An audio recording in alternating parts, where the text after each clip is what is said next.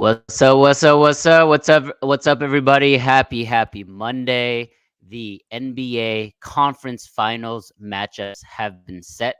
We are excited to get into that. But before that, the one and only Chris P. Congratulations, my guy KP, on the graduation. Talk to that real quick. Oh my God, man. I know I started this sports media journey right before my senior year of high school started. So I guess I'm 5 years into that now. Um, and I'm done with school. So time for me to get a job. I want to be a sports reporter. I'm willing to start in the smallest of markets and hopefully one day make my way back into that Knicks press room. Being there yesterday for game 7 was something else. Definitely not the vibe I was expecting post game from Thibodeau. Definitely the vibe I was expecting from Brunson. Um, but it was an amazing experience. Not only being a Fordham Ram for 4 years, but being a Knicks beat reporter for the last two. Yeah, you'll get something. Don't worry about that. I'm pretty sure there's things cooking behind the scenes that you don't even know about. So I mean, congratulations to the one, the only KP. We have Zach Noble, who's floating right now. He's on cloud 9. Congrats, Zach, on the Minnesota Timberwolves. Let's talk to you. How did you feel when they were coming back in the second half and it became a reality? we should be cracking beers right now. I feel like we should be lighting stogies, celebrate Chris, but mostly me. It's a pretty monumental feeling. Like it's still like I hope I don't come down. Honestly, I haven't had this feeling since maybe a Jayhawks championship in 2022. Um, Honestly, the Minneapolis Miracle, try to compare it to that, but even then, it's like I love the slow build of a 20-point comeback against a team that we thought we were down and out. I didn't think this team had the mentality outside of literally Ant and maybe to come all the way back. Like I questioned everybody. I was the one that was saying bench Rudy Gobert, and I'm glad nobody listened to me. Um, I was wrong. I counted these guys out, and I love being wrong, and I hope I continue to be wrong. But I mean, I did say on this show before it, I said Wolves in 7. I wasn't very confident in that. But you said Which it. It was the thing that came out of your mouth. it is. Yeah, it was pretty. Like it felt like poop coming out, but it came out. So we'll take it for what that's worth. But Yes, man, sir. I was there at Game 7 in Sacramento. I was there every game in that KG run. Uh, Being I was there, that game meant more to me and my childhood, those memories. But For like, sure. I don't care. I mean, I was on my couch. I was crying. It was a real thing. Like, I let it happen. I just hope this lasts for a little longer because I've never seen a championship in my life in Minnesota sports, and I feel like you're our next victim, Albert. You're fucked. Probably. Well, that's real, Zach. Probably. We'll get into that. We'll get into that later. But Zach, I'm flying up tomorrow, so I'll see you in a few hours. But Chris, Woo! let's talk about your Knicks, man. Game 7 at the Garden. Everybody knows the statistic when you host a Game 7 is usually in your favor. But the Knicks were just dealing with so many injuries, so many unknowns. Just I want you to react to it. Being on the beat now for the last few years, how did you feel? How did the team feel? What's the vibe? You guys know that game where you got to guess who the other person's person is, and you flip down the heads, you flip down the faces. You guys know what I'm talking about? I think so. Guess who? Guess who? So if we Yeah. play a little Knicks guess who right now, let's talk about the 9-man rotation after the OG Anunoby trade and the Quentin Grimes trade was completed, right? So let's go Jalen Brunson, Dante DiVincenzo, OG Anunoby, Julius Randle, and the who started the season as starting center was Mitchell Robinson. Okay. Now off the bench, you've got Deuce McBride, who started the season as a third stringer. You've got you started Dante. You have Josh Hart. You have Bojan Bogdanovic, and you have Isaiah Hartenstein. Okay. So here are your 9 guys. Let's play a little guess who. Is your player someone that missed time in the regular season. Yes? Okay. So you lose these 3 and you're down to 5 rotation guys. If we're talking about the playoffs, right? So Julius Randle, he missed the playoffs. He's out. Mitchell Robinson, after the Philadelphia series, he played like 1 game against Indiana. He was done. So you're down to 3 starters, okay? OG Anunoby in game 2 puts up the most points he's ever had in a half in the playoffs in the first half of game 2, puts up the most points he's ever had in a game in the playoffs in the first 3 quarters, and then he goes down. So he's out for the majority of the Indiana series. Now you're looking at the bench. Bojan Bogdanovic, you're 4, done in the Philadelphia series. That means your backup wing became your starting wing.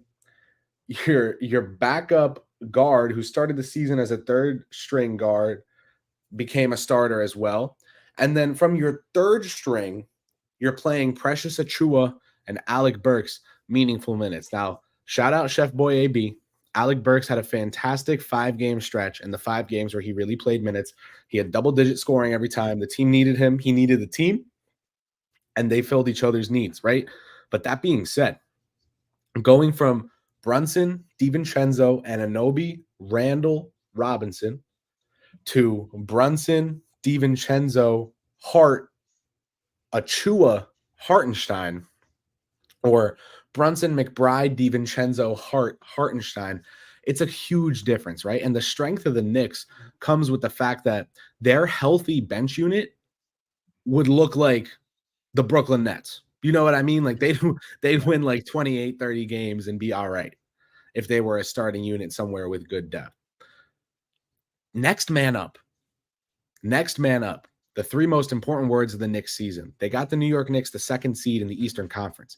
They got the New York Knicks 50 wins.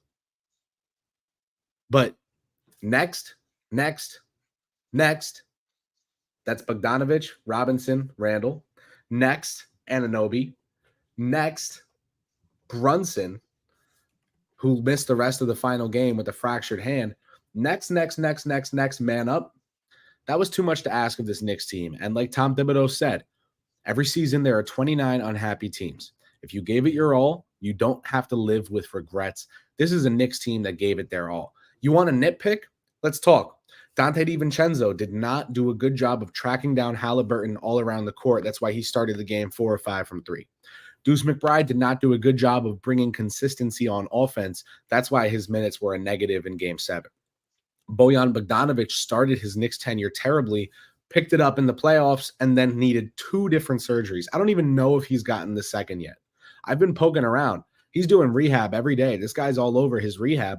He's got a second surgery coming up if he hasn't had it yet. Mitchell Robinson comes back from injury, stifles Joel Embiid. Looks like somebody who you can lean on, looked better than Tyson Chandler ever did as a New York Knick. Done for the rest of the playoffs. All NBA player in Julius Randle. You talk about Jalen Brunson being heliocentric and a one-man show. His number 2 option was having the best year of his career before he got sidelined for the rest of the season. And he tried so hard to come back. It didn't work. So that being said, we can move on now from the injury woes. But for the New York Knicks, this game 7, you can nitpick here, there, and everywhere. This is a team that gave it their all and took a team to game 7 in the second round, despite having 4 of their 9 intended rotation players. That's something, man. Yeah, No, I think we it's a all can big deal. agree. Yeah, let me quickly jump in here and give a quick shout out to our sponsor, Balls Life and Beat the Book. For those who have not joined or followed or downloaded Beat the Book, we've been placing our plays in there all playoff long. You can see how well we're doing. Chris there showing us what it looks like, but it's free to download, free to use, tracks all your bets, and has like a internal social media platform that you can talk to other bettors, which is really, really cool. So if you were fading Knicks or if you were fading Jalen Brunson and you get like, a community behind that, you can really, really understand why, really, really analyze and get to understand, why you chose that way by the numbers, the trends, things like that. Go ahead, Chris. Our All Things NBA Beat the Book page, by the way, in case you like free money, is 14-6 all time on NBA plays. If you want to run the analytics on that one, we are up about 8.9 units. So if you've tailed our NBA plays, we've put out 20 in total, you would be up 9 units. So if you have $10 units, you'd be up $90. $100 units, you'd be up $900. Obviously, if you've got $100 units, you can afford to pay $5 for our VIP picks for the rest of the NBA playoffs. It's a one-time $5 fee, and you will have our VIP picks for the rest of the NBA playoffs. I'm no longer a beat reporter. My tenure is done, so I do not have to not bet on the Knicks anymore. I can put out plays for every single game, but the guy to the left of the guy to my left, he's the man right there. He's the analytics capper, and he's the one who puts out most of our picks. Zach and I put out some hits now and then. Zach had a day like 2 weeks ago where he went 6-0. So, I won't discount him either, but we're fire, man. We're on fire. Not my name though. I appreciate that, KP. Zach, I did want to get back onto that series. I know it's a very justified reason or an excuse. Doesn't matter how you look at it, but the Knicks were a mash unit. But let's give credit to the Pacers. They shot unbelievable in Game 7 on the road in a crazy 67.1%. 67.1%. No, that's not. They were close to 80. They were close to 75, 80% in that first half. It was nuts in a hostile environment on the road in the Garden. So Zach, I want you to just give some props and what your thoughts are on the Pacers moving forward. 67% is not what I got on my math final, y'all. That is the highest field goal percentage of all time in NBA playoffs history. Zach, to you. Are you sure? I feel like you might have thrown a couple 67s out there. Maybe Albert on the golf course too. Who knows? But I'm kind of a dick when it comes to the Pacers, man. And I've been low on them all year. I love Pascal Siakam. I loved the move. They just keep taking what they've been giving. Okay. And you can't. We always do this narrative game, like who's Zach Lowe today on his show? Who's the second best team in the East if they're fully healthy? Who gives a fuck? We're playing Knicks, right now. But also, who cares? Sure. The Knicks, the Bucks, maybe. There's all these what ifs. You do this every year. The last 7-8 years, there's all these what ifs, health, and even further back, sure. But the Indiana Pacers are here. They're playing amazing team ball. Their defense has improved greatly in the postseason. They're making key stops. They play for each other together, and it's guys like Andrew Nembhard, man. Like, that guy has been so clutch for him. TJ McConnell, like, guys Tibbs wouldn't even consider playing, if you gave every single time the Pacers looked like they were faltering in Game 7, McConnell came in and they went up to a 20-point lead. Nembhard had the shot of the series at the end of, Game 3, right? Nembhard had the shot of the series in Game 3. Yeah. TJ McConnell might have been the Pacers' second best player. He was the X factor. He was the X factor. If you give many other coaches the Indiana Pacers roster, they're only going like 6 or 7 deep, and you don't even get to experience those other guys. So it's pretty impressive what Rick Carlisle has done, and they came back from down 2-0. I don't care who was playing and whatnot. Jalen Brunson was still out there, still balling at times.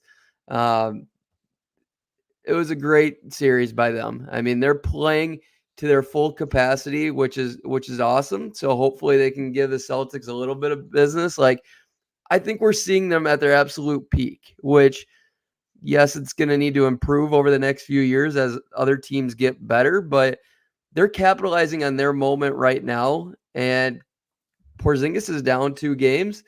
Hopefully they can maybe steal one for entertainment purposes. But no, I really like how this team plays together, how they're built, and their defense has made me believe in them a lot more. I called them the Sacramento Kings all year, from the Sacramento Kings of last year. They're not them. They're a much better defense than them. And Tyrese Haliburton, I feel like he's getting better each game in the playoffs. I mean, he had a way better series than that first round, which is crazy because he seems to be pretty banged up. But I think would you guys say playing like 100% this series? I mean, normal statistics. He won 100%. Yeah, he wasn't 100%, but I mean, Nobody we is. can't give him any grace there because the Knicks aren't 100% either, I was right? gonna Like say none of their everyone's got yeah, something at this point in the year. yeah, everybody has Halliburton's something. averages after game 2 were fantastic, but that's not how sports work, right? So we got to look at all Yeah. 7 games, and I Yeah. think you can. I think 2 things can be true. Halliburton is a top 20, 25 player in the NBA who And is Dante really DiVincenzo was better than him in this series. really excellent at filling his role. Also, the winner of the Memorial 2021 Trae Young Mickey Mouse Conference Finals run award. You know, a lot of people said that was the Hawks' best chance, and so many people got so upset. Oh, this team is so young, they're up and coming, this and that. Remember when the Hawks and Grizzlies were the 2 teams that everyone swore had next up? It happens, man. It happens every single year. Everybody always thinks, "Oh, this team is young. They're going to continue to build and they're going to continue to contend." And there's always an example every year that they only get there once. And that's the beauty of sports, right? It doesn't matter how long the window is. The window is only open for that year, that singular year, because the Knicks can come back with the same exact team and the vibes can be completely different. Example, right? Everything is contingent on how that year played out. But I'd say this about the Pacers. I think Boston is notorious for giving a game away, right? It's not just this playoff run, but the previous Jason Tatum playoff runs. They just give a game away. So if they do that against a team that can get hot, you just never know. Obviously, Boston is a heavy favorite. They're a 10-point favorite in game 1, which I think they should cover and probably will cover. But the Pacers do have a fighting chance. I think the loss of Mathurin is really big in this series, more so than in New York, just because you have those athletic wings that Boston has. So I mean I think that ends that series. Let's go over to the West. Chris, I'll start with you again. That was a huge, huge moment, whether it's historic, whether it's putting Minnesota and Ant-Man on the map. But Denver was dominating that game. They had a double-digit 20-point lead, I believe, in that game, and it was the largest come from behind Game 7 win in NBA history. A lot of it was Minnesota. Their defense was stifling. They made big shots. But to me, I think it was more of an indictment on Denver and their season as a whole. I think they've been really, really inconsistent. Chris, how did you feel about that game? Or did you even watch that game because it was after Knicks? So I caught the entire second half. My ferry took forever back from the Garden to get back here to Jersey. I'll leave it at that. The commute was not fun. But for the Denver Nuggets, I mean, Al, you called it before the series started. An upset was going to happen, right? And 2 upsets happened with Indiana and with Minnesota. But for the Timberwolves, I mean, this is their year, right? So the Celtics are going to get to play villain in the conference finals if the Timberwolves make it. I really do think that the Timberwolves, like, it always happens where something big happens and everyone overreacts. And then everyone wants to swing the pendulum, but they're scared to, right? So last season, everyone crapped on the T-Wolves for the Gobert trade, rightfully so. It was a lot to give up. But they made the same bet that the Cavs did, right? The T-Wolves bet that Ant was ready to fill that role at a star level. The Cavs bet that Mobley was able to fill that role at a star level right away when they traded for Mitchell.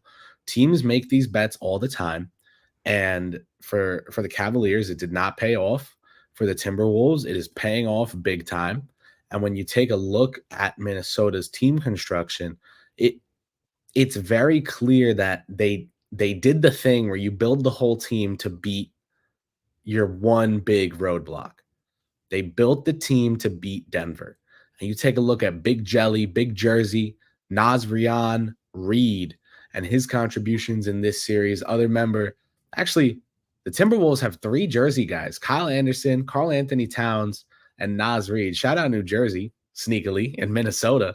But Cat and Naz were instrumental, important in this series for Minnesota, and they both showed it. But I think Naz Reid really at the end of the game was the star of the show. Anthony Edwards hit that huge 3 and overshadowed it a teeny bit, but Naz, the defensive stops, the scores, He was everything they needed, and that extension looks better by the day. I know the Knicks were interested in him last summer before the T-Wolves locked him up long term. Definitely someone that good teams wanted to add to their roster. And for Nas, it's a great coming out party. And I think that, on top of his award this year, really shows the depth the Timberwolves have, right? Like they've got guys who are stars in their roles. And that is what I always say is the key to having a contender. Conley, Edwards, McDaniels, Towns, Gobert. You even got Nas off the bench. Look at Nickeil Alexander-Walker, right? Like these different guys are becoming stars in their roles. And it takes two things for that to happen. One, a front office who constructs a team where guys fall into roles that they can be stars in. And two, the players to do what it takes to win the margins and to be stars consistently in their roles. So, like this season, we'll go to Philadelphia, right? Like Tyrese Maxey was a star in his role. When Embiid was out, the team wasn't so good. When they had Embiid, the team was really good. That's because Maxey and Embiid were stars in their roles. Oubre, star in his role. Batum, star in his role. DeAnthony Melton, when healthy, star in his role. Like, I'll say it a million times. That's what it takes to be good in the NBA playoffs, is a cohesive unit. This year for Denver, I think they were so gassed, man. They were so gassed. And maybe that's something that they come out next year and make everyone look silly. They win 2 times in 3 years, and everyone says, "Oh, last year was a blip. Minnesota knew how to beat them," and that's that'll be it for Denver. And then all of a sudden, Denver comes back out on top. But besides that, I think Minnesota's legit. Minnesota's really good. Ant's only getting better. This is a team with an open window, and I know, Zach, I'll turn it to you now because of Rudy Gobert. I'm sure you want to get some takes off, but he's always been underrated. And I think the poor perimeter defense in Utah, like if I had Joe Ingles and Bojan Bogdanovic guarding the wings, I mean, I'd look like Cole Aldrich out there, right? So, like, I think you can't really defend, no pun intended, that Gobert hate that existed. And he's come out this season really strongly and showed you who he really is. So I'll always push back on the Donovan Mitchell thing was a bad idea or didn't work. It's like it didn't work. Couple instances. Well, we don't know fully because Jared Allen, and they made the second round. They lost to a really good, arguably. Did they get close? A stacked team. I mean, Mitchell and Allen were both hurt, but like the difference here, though, like Trae Young, they went all in, not all in, but they overpaid, and they made the conference finals. They overachieved with the guys they had. Capella and Bogdan, paying those guys all that money to go older and get Trae Young experience. I thought that was worth it. I do at the time. They just haven't built the team properly since. Even Jalen Brunson going all in on OG and Bojan when Julius was out, like filling the roster, like going and getting Dante DiVincenzo, believing Jalen Brunson is good enough to do something in the playoff. Like, I thought all those moves were fine. Like, I don't push back on any of them. But why it works with the Timberwolves so much more than anything, it's like you mentioned it. Guys are like pros in their role. Like, they know what their role is on the team. Chris Finch is from Jersey. He's an absolute architect. Like, these guys are so designed. Like, you can match them up with every player on the Celtics who they went out and just more so got stars necessarily. Kristaps and Drew Holiday that from other teams. They didn't necessarily. You can argue that they tried to get the fit, but like they were probably the best guys they could have gotten to in Boston. And that's what I would say there, where I think you can argue the Minnesota guys all fit, but they all play a similar role what those guys in Boston do. And you can argue the talent is actually very close if you think Ant and Tatum are close, and then Jaylen Brown and Cat are close. But I just think Karl Anthony Towns, going through everything he did through his 9 years in Minnesota, and then finally realizing he needs to be the number 2 and immediately doing it very quickly, mind you. I mean, he was injured most of the year 1 with Rudy Gobert, and then year 2, like he's got to sit out and watch Ant be amazing in his first playoff appearance, and realized he needed to take the back seat a little bit. And we don't win last night if it's not for Karl Anthony Towns. He was the only one, maybe besides that had a good first half, and then he made the capitalization. I'd say 2 or 3 plays in the fourth quarter to win that game. And the way they were coming out and smothering Ant, like, it had to be a Carl game. It had to be. I mean, Jaden game 6, you can't expect Jaden to do it back-to-back games, okay? I mean, he's young and he hasn't necessarily had that role yet.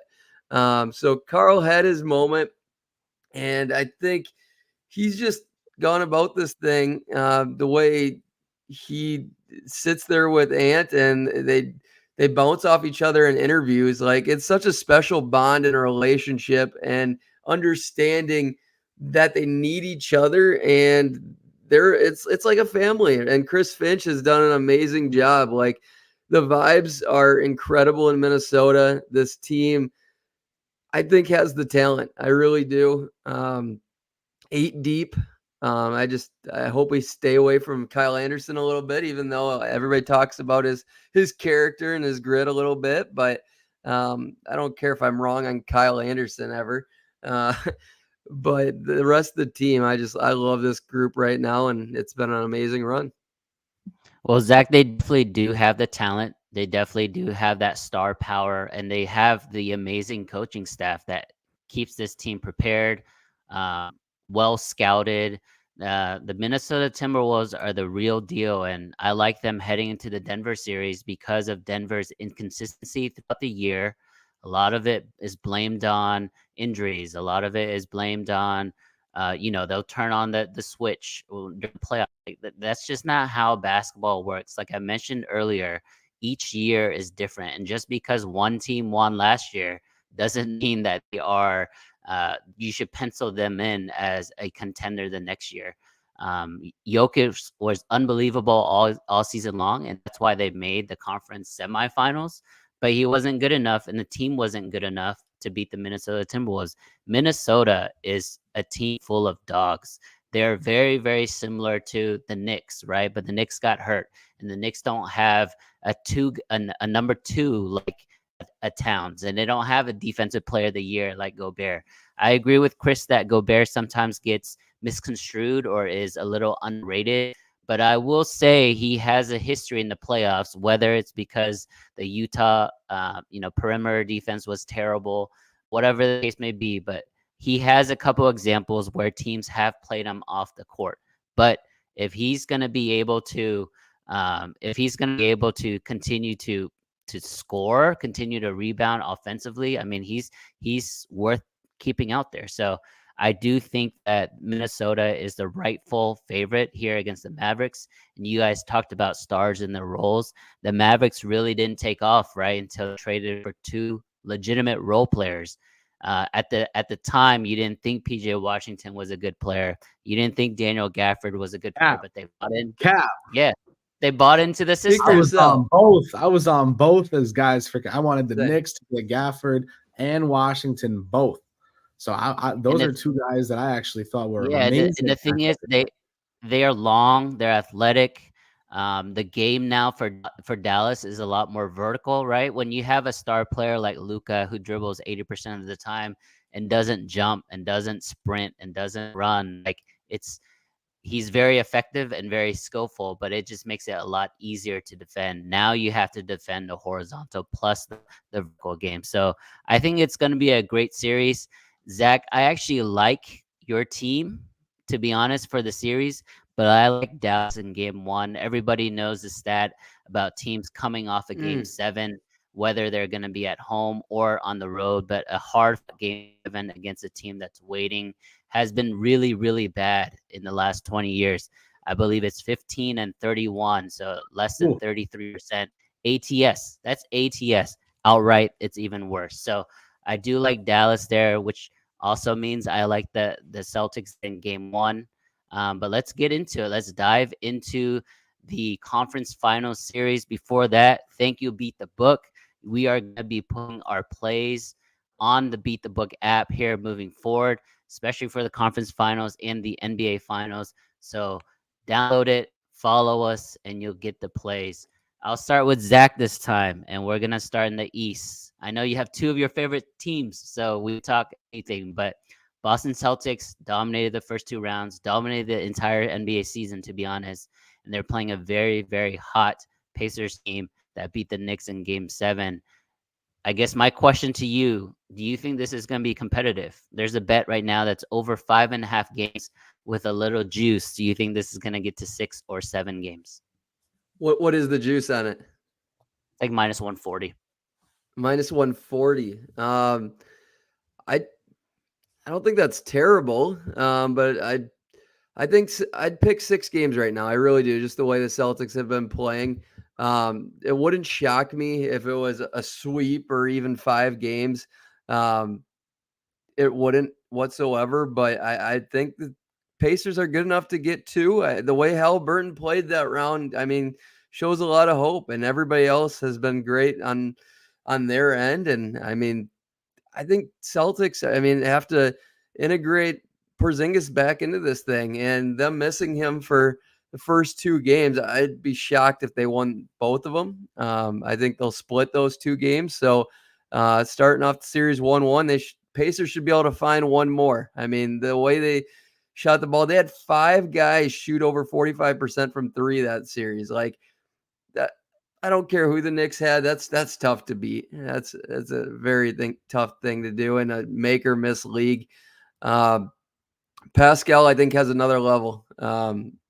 I think he can give a little more even than he did that series. I mean, I think he can get up to 23, 24 points per game. He's done it in the regular season. Why not in a series that his team needs him a little more? Why not?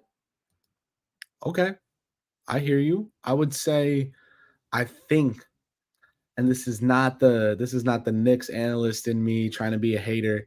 This is just me being honest, right? And saying, to be honest, I really, really think this is the end of the road for Indiana. We have said all season long, that this Boston Celtics team is special. Prop, what's good? We see you in the comments, man. How we doing?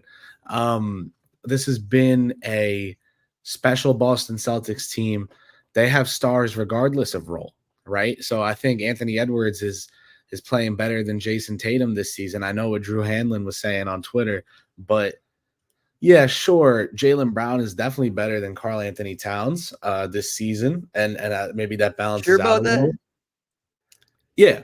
So if we're talking finals projections, that's one thing, right? But for right now, with the Boston Celtics, they're a team that's good up and down the roster. Derek White is really good at basketball, and he's able to look really good at basketball because he finally has that surrounding ancillary talent that he's part of to allow him to shine and to win the margins, right? If Josh Hart was the number 2 option as a scorer on an NBA team, you're not getting Josh Hart.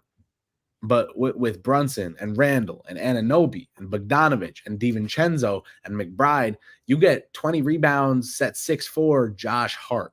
So with that being said, I think Derek White, especially once Porzingis is back, is going to be really instrumental against Indiana, the same way that someone like McConnell was instrumental against New York. And I think for Boston, they just have to split the first 2 games without Porzingis, and I think they win 3 straight after that. So once Porzingis is back, even just the threat of his shooting will allow them to do what they need to do. Boston Celtics in 5 games is my prediction in the East. Okay. Chris, go ahead and put that in the app, and you could put my bets right there. Game 1, I like the Mavs +4. Game 1, Boston Celtics -10. But with that, moving on here. So we have over 2,500 people in the live, by the way. Thank you so much for everybody's support. Let's get going. Boston Celtics, Indiana Pacers. My take on them is I think Indiana is going to have 1 or 2 competitive games, but I don't think they're going to get the win. I think that the talent disparity is too large here. And we're not even talking about just Tatum and Brown, but the rest of the guys are good. I do think Miles Turner might have a potentially big series, a scoring perspective, because I think all of Boston is going to get sucked in by guys like TJ McConnell and Tyrese Haliburton when they drop. So I do like Miles Turner. You know, if you're trying to bet Indiana Pacers and trying to find angles with Indy, I think Turner 3 points is a good look. But if they meet, whether they meet Minnesota or Dallas in the NBA Finals, we're talking about Boston here. In those close games, Chris, Zach, I just don't believe in Boston, man. They just don't Wow. close games in a, let's say it's a 3-point game with 6 minutes left. I don't know who's going to take it. What we've seen is not Tatum. It's not Brown. It's actually Derek White taking those tough shots and making them. But is that sustainable? They need their superstar players to step up, and I haven't seen it. Whereas I believe in Luka and Kyrie more in the fourth. I believe in Ant-Man more in the fourth.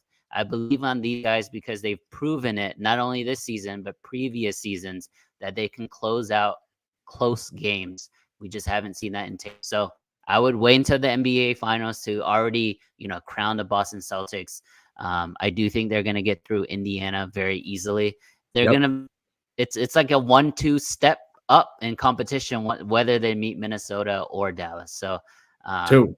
I mean, yeah, that's 2, right? So, Zach, why let's not go to have you. Derek White be the designated closer, though? Why not? I mean, that the only thing, like, you and I are great friends. The one thing that I very vehemently really disagree is, like, when you're watching the Clippers and you're calling out for guys like Norman Powell to step up or run plays through Norman Powell, right? I get it because he's solid. He's making Zach threes. is a sicko.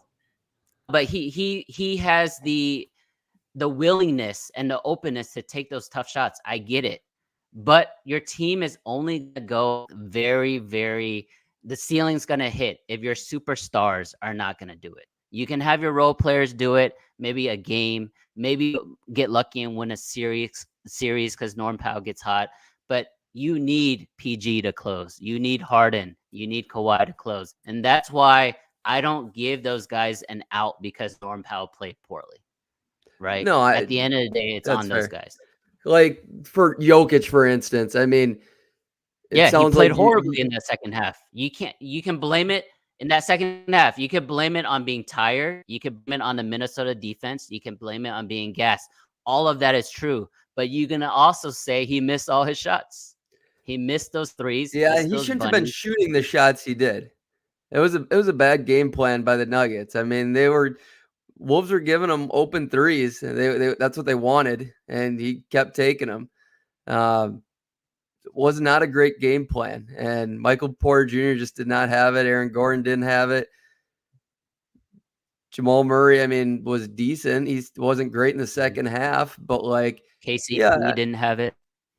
I just think Jokic got gassed, and it's the same thing. I mean, people destroy LeBron, destroy Harden. I mean, they've destroyed plenty of these other guys when they've gotten gassed in the playoffs. This was Jokic's time. He got gassed, which lucky for us. So Chris, let's talk about Dallas, right? Where we've highlighted Boston, we've highlighted Minnesota. But let's talk about Dallas and what do you think their chances are moving forward with all the pieces they brought in, with Luka not 100%, with Kyrie closing games. What are your thoughts on Dallas? Kyrie can be your closer.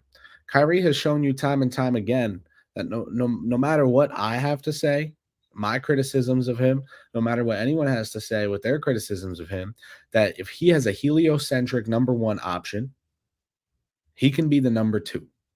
Now, with that said, this is not a normal situation for him with a heliocentric number one option.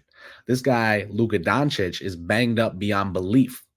So, with that being said, you have to take a look at the Minnesota Timberwolves as the kind of the team of destiny in the Western Conference, whether it's how good they are, not discrediting them, how good and complete of a team they are, also with who they're matching up with in terms of the first round matchup. I mean, dream matchup for them.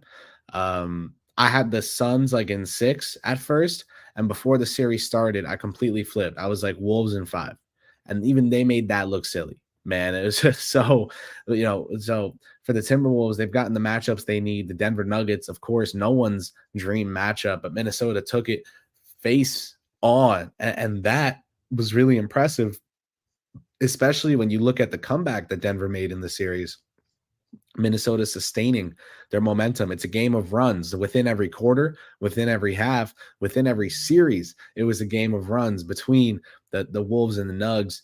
And for Minnesota, I really think when they take a look at this Dallas team, they know what it takes defensively, and they have the personnel to execute what it takes defensively to slow them down. When Luka or Kyrie have it, they can send 2 to the bowl. They're going to leave the right guy open a couple times. They did not leave the right guy open against Denver. Finch knew who to leave open. You knew Finch wanted them not leaving Porter Jr. open, but guarding Christian Brown instead. There was a couple plays where the T-Wolves closed out on Brown and left Porter Jr. open.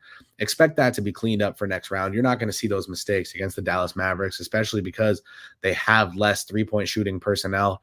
Everyone regresses to the mean at some point, and maybe they establish a new mean. And that's what PJ Washington's been doing this postseason, but he's not going to shoot 80% from downtown against the T-Wolves. And that's not because he's magically going to start missing. It's because they're going to close out on him, and they're not going to give him easy shots. So when it comes to Dallas and Minnesota, because of the state of Luka Doncic's health, I could see this being another 7-game series win for Minnesota if Doncic heals up soon and he's able to play at full strength and really be the engine, the big engine that could for Dallas's offense. But if he continues playing at the health level that he has been, I think this is going to be an easy breezy conference finals on both sides of the coin.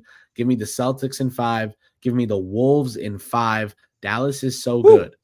But Minnesota is a team that time and time again this year makes you say, I guess that team wasn't going to take 2 or 3 games against them. I guess they weren't just going to sell for no reason or fold in at halftime or not be able to close it out in crunch time. Something about Mike Conley, man, throughout the regular season, he was pretty steadfast and clear with his play, saying, we need to figure out our crunch time options and our crunch time rituals and rhythms and personnel. And it's gotten them to a point, Finch and Conley in tandem, where they have the plan now. They just got to execute on the plan. So for Minnesota, I'm going to take them in 5 or 6 games. If I had to pick one, I'd go 5. If I'm playing it safe, I go 6. But playing it safe has gotten everyone nowhere fast this playoffs. You look at Denver going down in the second round. You look at Phoenix going down in 4 games to the T-Wolves. So Wolves in 5 or 6. I think it's going to be a fun series. I think Dallas is going to put up a fight in the games they lose. They're not going to lay down. But are they going to close out? It's tough, man. Yeah, I'd say this, and Zach, you could close this out. I know Minnesota is your team. It's really, really cool. I'm not going to include Indiana in this, but one of Tatum, Luka, or Anthony Edwards will win a title this year, right? Whether that's passing the torch, whether that's the new heir apparent, it's just cool to see new faces win. I have one very, because Zach, you and I love history and the historical side when it comes to NBA. If we look back in 5 years and the Nuggets only have 1 title and Jokic has 4 MVPs, that's a failure of an era, right? That's a failure of a team to win only 1 title there. That's a flash pan. Yeah, that's going to be an episode in itself. I definitely think they got some decisions to make, but I would run it back. Honestly, I mean, you definitely could move on from Michael Porter Jr. with that salary and hopefully get a little better depth. But at the same time, you'd hope it's more so just mental family shit that's going on and he gets his life back together and his game comes back to who he was last year. I mean, you have a built-in excuse there. You really do. And you hope Jamal Murray can be better if he's a little healthier, but like he was pretty damn good this series. That's the shitty part. I don't think you can do much other than move on from Michael Porter Jr. And I would agree. Yeah, it's a failure if you don't get more than 1 with Jokic. And I think Jokic played great enough. Me and you will disagree on that. Yes, I agree. He had a bad second half, but even if he peaked, I thought the Wolves were good enough to beat him at his peak because he needed other guys to make some shots. The way the Wolves were defending him, forcing him to where they wanted him to go. Yeah, I can't wait to see which one of Luka. Yeah, just to clarify, I think Jokic did great but he didn't play great enough. If he played great enough, they would have moved on. Because I think at the end of the day, basketball, even though it's a 5-on-5 sport, it's just going to be contingent on your superstars. That's just how I look at the game. And that superstar just didn't do enough at the end. And I get all the reasons, get all the excuses, but to me, that was it. The superstar that did was Anthony Edwards. Although he didn't have a great game, right? He was only 6 for 24 from the field. He didn't have a great scoring game, but he was good at the end. He made that big shot, and he was playing elite all NBA defense, right? So if you're shooting well, you're either rebounding like what Jason Tatum's been doing, right? He's not scoring well, but he's rebounding. So Anthony Edwards has been playing really, really good defense. All right. So Chris, you'll take Ant's game 7 over Jokic real quick? Ant's I don't. I think Jokic 7, had the better game 7 is what I'm saying. Sure. Yeah, he did. I mean, he did a lot more for a inferior team. And that's why I like the Minnesota Timberwolves going in anyways. Yeah. Al, go ahead. What were you going to ask? Yeah, I was going to ask. So you think it's going to be Minnesota-Boston? Let's go ahead and project that final. What are your thoughts there? And then we'll close it out with Zach. We're closing it out with your predictions for each series, man. Let me say that right now. But for me, I think we get a Minnesota-Boston final. And I think Boston falls short in the finals again. Oh, it's so tough, but right now it's so easy to ride with the T-Wolves. Maybe we'll learn some things about them in this Dallas series because Dallas will present a different kind of challenge than either of the two teams that they've matched up against so far. Dallas is a bit of a blend of both, right? They've got the team construct where they have a lot of scoring going on at the top, but they've got the depth to fill it out. We'll learn a thing or two about Minnesota in this Dallas series, and maybe watching the Celtics, brush through the Indiana Pacers makes us go, oh, they've got all the momentum. Boston's going to take it. But I think you would need Jason Tatum to do the thing. And I know it's so corny, right? Like, oh, the Celtics are so good. Tatum doesn't need to be some crazy out of his mind scorer every single game. But what you do need Tatum to be is a day in, day out dude. You cannot have the games where he disappears. You cannot even have a half where he disappears. If he disappears, it needs to be because they've got 2 to 3 guys on him at all times, and Brown and White and Holiday and Porzingis and Horford and Hauser and everyone else are contributing play in, play out, read in, read out on the offensive level. For Tatum, this is the chance, right? You want to talk about a guy who has so much to gain here and not much to lose. People already denigrate and disparage his legacy as a young NBA player, as a young franchise player, every single day online and on TV. He doesn't have much to lose, but he's got a lot to gain. And the guys with nothing to lose but a lot to gain are the guys that are worth betting on. So, if it's not Minnesota, Jason Tatum is winning finals MVP. Al, Exactly. who do you have? Yeah. Who do you have in the East and how many games? And who do you have in the West and how many games? Yeah, so I actually don't think it's going to be competitive between Boston and Indiana. I think every spread in Boston is going to be double digits. We know that. Even if they lose game 1, game 2 is going to be like a 12-point spread. Game 3, it's 2-0, and Indy is in a must-win situation. At most, or at the very least, that's probably going to be 7 points spread. So I don't think Boston's going to really get pushed. And whether you're a fan of NBA and you don't like that, right? You think Boston got an easy route.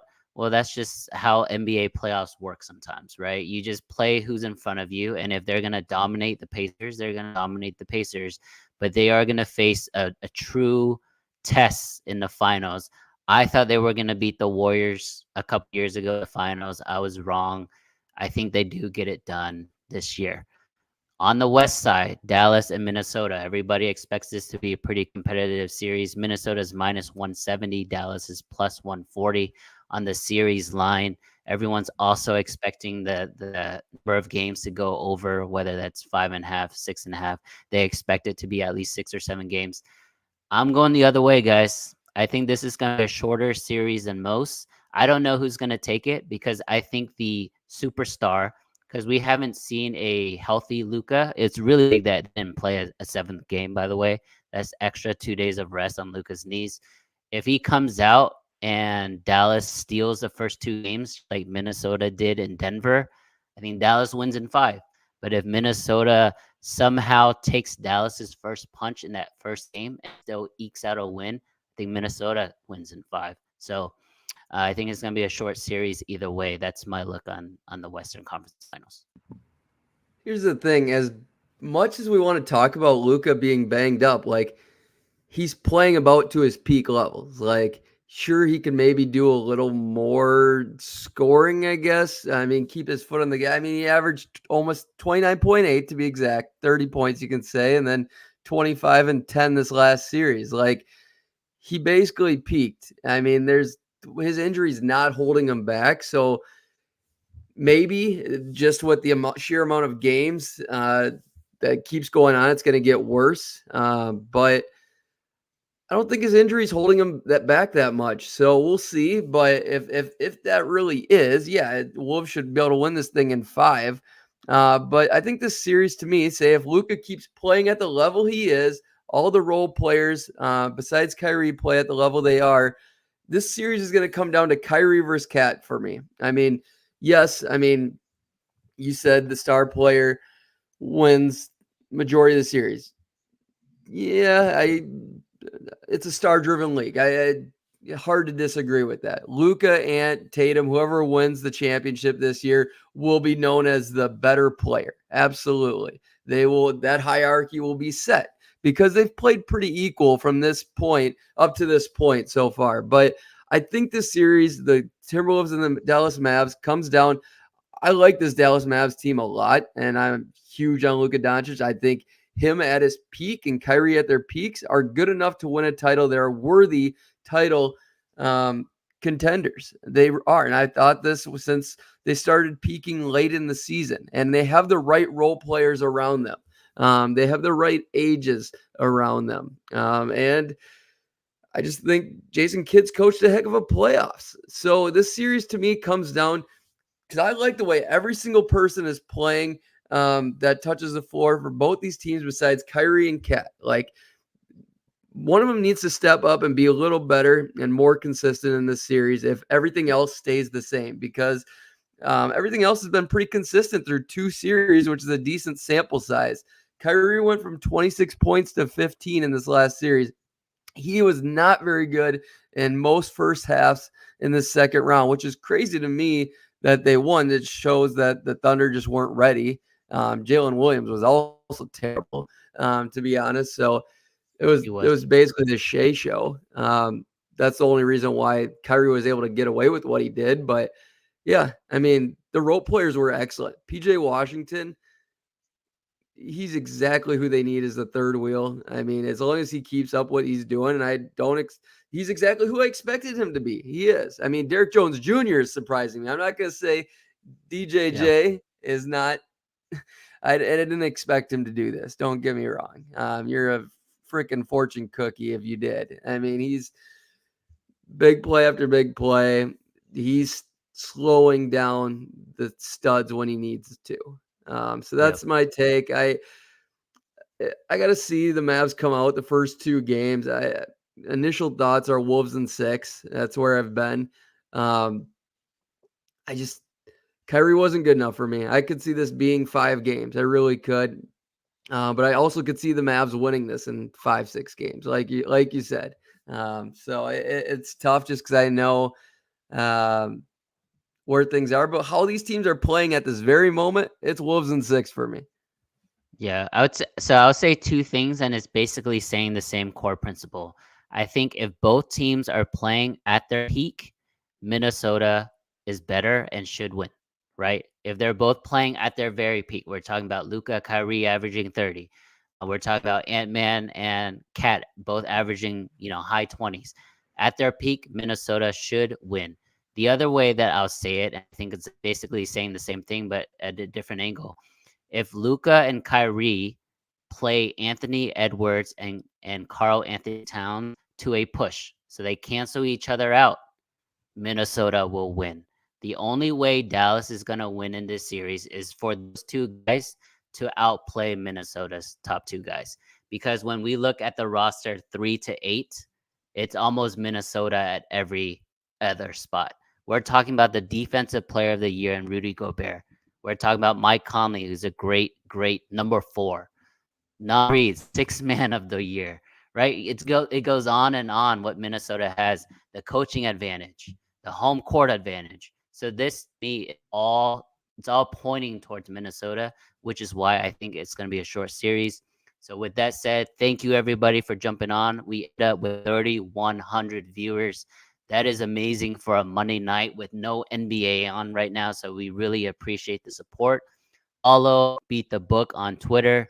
Download their app. Put plays in there. Follow us as well. This is all things NBA from A to Z. Thank you, Chris. Thank you, Zach. Have a good one, everybody. Let's go, Mavs. See ya.